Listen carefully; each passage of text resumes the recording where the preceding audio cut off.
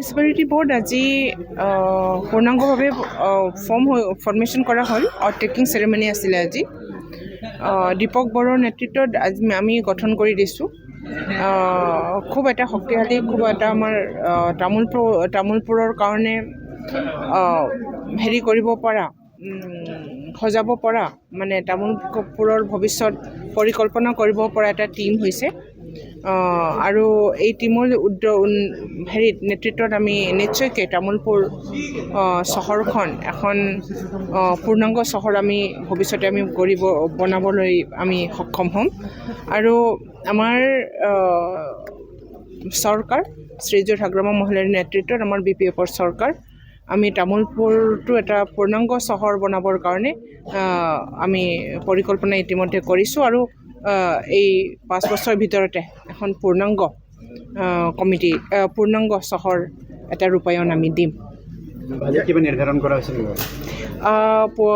তামোলপুৰ যিহেতু বহুত নতুনকৈ বনোৱা এখন পৌৰসভা হয়।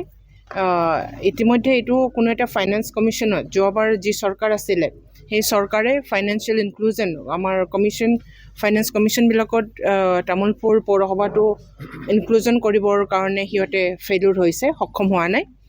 এইবাৰ আমি যি 16 ফাইনেন্স হ'ব সেই 16 ফাইনেন্সৰ কমিশ্যনত আমি তামোলপুৰৰ কাৰণে পৰিকল্পনা কৰি পেলাই আমি ফাইনেন্স কমিশ্যনত আমি ইনক্লুজন কৰিম। তেতিয়াহে এই অঞ্চলটো আমি উন্নয়ন কৰিব পাৰিম। যোৱা 5 বছৰত যি চৰকাৰ আছিলে সেই চৰকাৰে তামোলপুৰ এৰিয়াৰ ৰাইজক, পৌৰসভাত বসবাস কৰা ৰাইজক বঞ্চিত কৰিছে, কোনো ফাইনেন্সিয়েল ইনক্লুজন কৰা নাই। এইবাৰ আমি ফাইনেন্সিয়েল ইনক্লুজনত কৰিম। বাইদেউ, পথৰ মাজত এখন বজাৰ আছে, ইয়াতে বহুত অসুবিধা আহে ৰাইজৰ যাতায়াত কৰাৰ ক্ষেত্ৰত।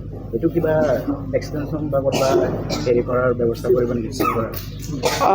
যদি তেনেকুৱা হৈ আছে, আমাৰ কমিটিটোৱে এইটো কৰিব, পৰিলক্ষণ কৰিব, সেইটো চাব, বিবেচনা কৰিব, কি ধৰণৰ ৰাইজে কি বিচাৰিছে, সেইটো মতে আমি ৰাইজৰ কাৰণে তামোলপুৰ চহৰটো আমি কৰিম, পৰিকল্পনা কৰিম। ধন্যবাদ। দুটা টাৰ্ম হ'ল যদিও কোনো উন্নয়ন হোৱা নাই, জাবৰ পেলোৱা ডাষ্টবিন নাই, ষ্ট্ৰীট লাইট নাই, তেনেধৰণৰ কোনো সুবিধা হোৱা নাই। নতুনকৈ এতিয়া কেনেকৈ কৰিব বুলি ভাবিছে? বহুতো পৰিকল্পনা আছে। এইবাৰ আমি চহৰৰ ৰাইজক আমি চহৰীয়া এটা অনুভৱ দিয়াম।